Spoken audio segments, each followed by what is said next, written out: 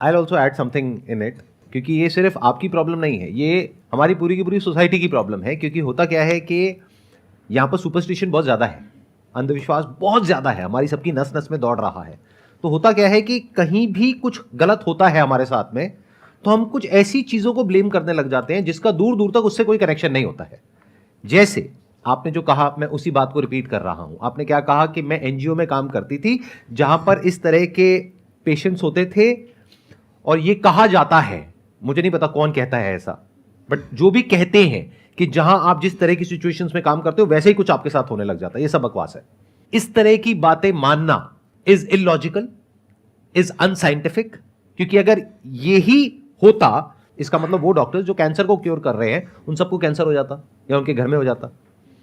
It does not make any sense. Number one, that has to be very clear. हां, अगर कोई ऐसी बीमारी है जो कि ट्रांसमिट हो सकती है, then it makes complete sense. कोई वायरल इंफेक्शन है, बैक्टीरिया इंफेक्शन है, वो वहां से आपने कैच किया, आपसे उनको हो गया, makes complete sense. But if there is something that is not transferable और फिर आप ये कह रहे हैं, तो that is unscientific. That is one. तो never be unscientific in your thinking, because the moment you are unscientific, यानी आप लॉजिक से हटते हैं, रीजनिंग से हटते हैं, तो आप सुपरस्टिशियस हो जाते हैं। Then you become vulnerable to such people जो आपके फियर का बेनिफिट लेते हैं, आपके कंफ्यूजन का बेनिफिट लेते हैं, आपको ऐसे रास्तों पर लेकर के जाते हैं जहां पर आगे सिर्फ डार्कनेस होती है। तो never get into that territory. This is a message for all of you and like say everybody who is watching me. क्योंकि the moment you start accepting these baseless arguments और these superstitious beliefs as facts, वहीं से हमारा downfall शुरू हो जाता है, हमारी थिंकिंग का। अब हमारी जो थिंकिंग है उसका कोई ग्राउंड ही नहीं है। इट्स लाइक अ बॉटमलेस पिट, वो गिरती जाएगी नीचे नीचे। That is one. सेकेंड, ये जो लॉ ऑफ कर्मा का पूरा कॉन्सेप्ट है ना, इससे ज्यादा मिसअंडरस्टूड और कोई कॉन्सेप्ट नहीं है। अगर आप मेरे स्टैंड पॉइंट से देखेंगे, जहां तक मैं भी पहले इसको समझता था, मैं भी कुछ ऐसा ही समझता था जहां तक मैंने स्टडी किया था या समझा था कि हमारे कुछ कर्म हैं, कुछ संचित कर्म हैं जो पिछले जन्मों के हैं, जो चले आ रहे हैं, उसकी वजह से हमारे साथ में कुछ हो रहा है। तो अगर कभी हमने पास्ट लाइफ में कभी कुछ बुरे कर्म करे हैं तो उसका तो फल मिलेगा ही। मेरे स्टैंड पॉइंट से आप देखेंगे, जो हो सकता है इनके स्टैंड पॉइंट से बिल्कुल अलग हो। जो एक करता है उसका असर सब पे होता है, और जो सब करते हैं उसका असर एक पर होता है। तो अपने आप को ब्लेम करना बिल्कुल छोड़ दो। इस गलतफहमी से बिल्कुल बाहर आ जाओ कि मैंने कुछ ऐसा किया जिसकी वजह से मेरे साथ में कुछ ऐसा हो रहा है, या उन्होंने कुछ ऐसा किया जिसकी वजह से उनके साथ में ऐसा हो रहा है। We can talk about it, we can debate about it. मैं आपको बताता हूं मेरा टेक क्या है, आप बताइएगा आपका क्या टेक है इसके ऊपर। मैं कैसे देखता हूं इस दुनिया को कि ये जो हमारे नोशंस हैं, अलग अलग जो रिलीजन्स हैं उनके अलग अलग नोशंस हैं।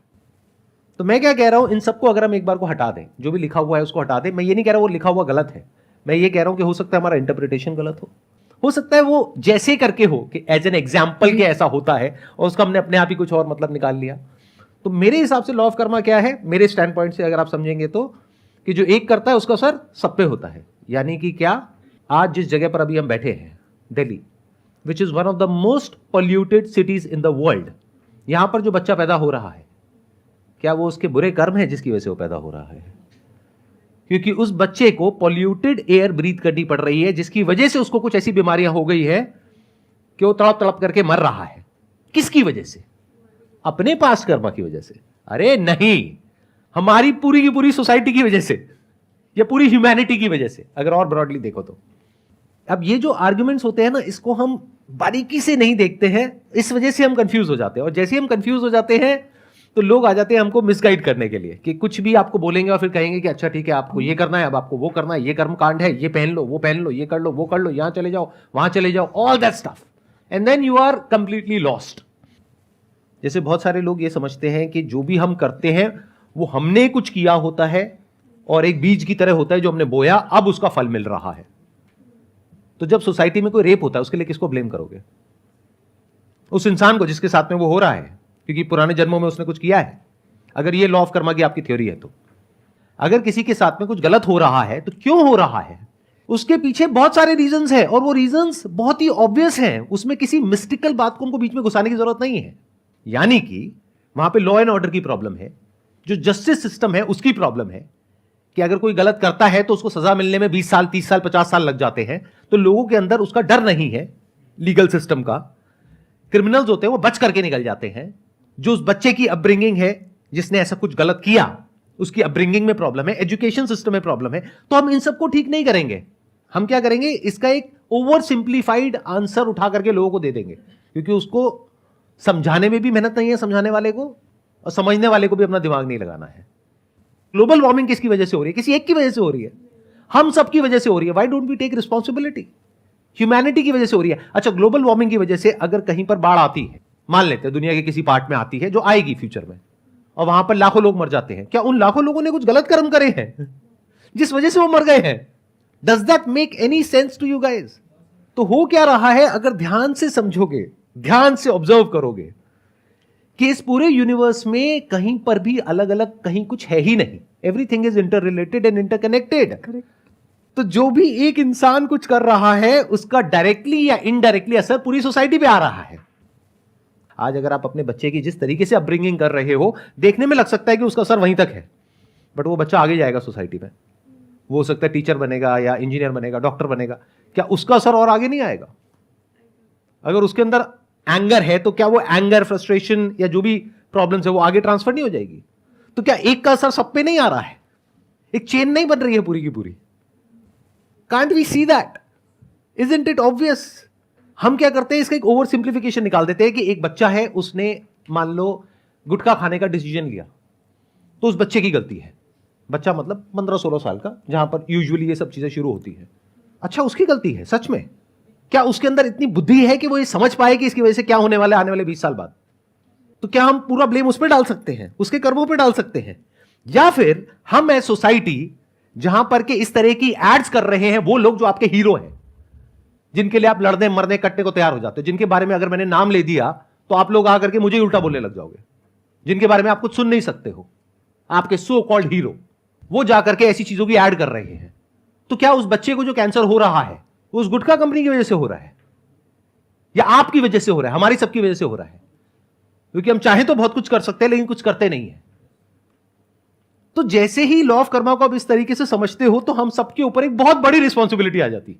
क्योंकि अब फ्यूचर जैसा भी होगा, सिर्फ आपका अपना नहीं, क्योंकि आपका अकेले का तो कोई फ्यूचर है ही नहीं।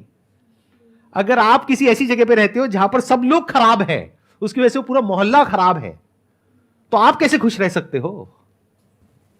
खुद रिस्पॉन्सिबिलिटी लेनी पड़ेगी। आई एम सॉरी, मैं थोड़ा सा इमोशनल हो रहा हूं इस टॉपिक को लेकर के, because it's very close to my heart. आपका क्या टेक है इसके ऊपर? तो मैं आपसे पूर्णतः सहमत हूँ। केवल मैं एक चीज़ और कहना चाह रही हूँ, taking your gutkha example. Of course कर्म पर्सनल लेवल पे होता है और कलेक्टिव लेवल पे होता है। और इवन जब मैंने आपको सबसे पहले वही कहा कि अपने साथ जो हुआ हो ना, उसमें we don't have to overthink कि अरे मेरे कौन से कर्म थे, because we will never know. आपको कभी पता ही नहीं चलेगा कि अरे वो किया वैसे हुआ, नहीं। परंतु ये बात भी बिल्कुल नहीं भूलनी चाहिए कि कोई भी कारण सर, कितनी भी बेवकूफ़ी के कारण, अगर वो 16 वर्ष का बच्चा गुटखा खाता है और उसके माँ बाप उसे नहीं रोकते हैं, तो उसका कॉन्सिक्वेंस तो उसे भुगतना ही पड़ेगा। So while we have to have a social consciousness, individual responsibilities can not be forgotten. ठीक है, आपके निर्णय का जो आउटकम होता है वो भी दुनिया भर पे नहीं थोप सकते। दुनिया पे तो असर होगी, बिकॉज एक का असर सब पे होता है, सबका असर एक पे 100%। पर आपके साथ जो हो भी रहा है या होगा, उसका कॉन्सिक्वेंस और आउटकम आप आउटसोर्स नहीं कर सकते। Few things are in your control, few things are not in your control. तो जहां पे कंट्रोल नहीं है, हाँ, वहां पे हमें रिस्पॉन्सिबिलिटी भी नहीं लेनी मैं है। आपको वही कह रही हूँ, पर जहां पे कंट्रोल है वहां पे लेनी वहां पे तो लेनी ही पड़ेगी ना। Exactly. Let's give big round of applause for. Thank you so much जी यहाँ पर आने के लिए। It was pleasure meeting you, pleasure talking to you. Thank you for sharing your knowledge.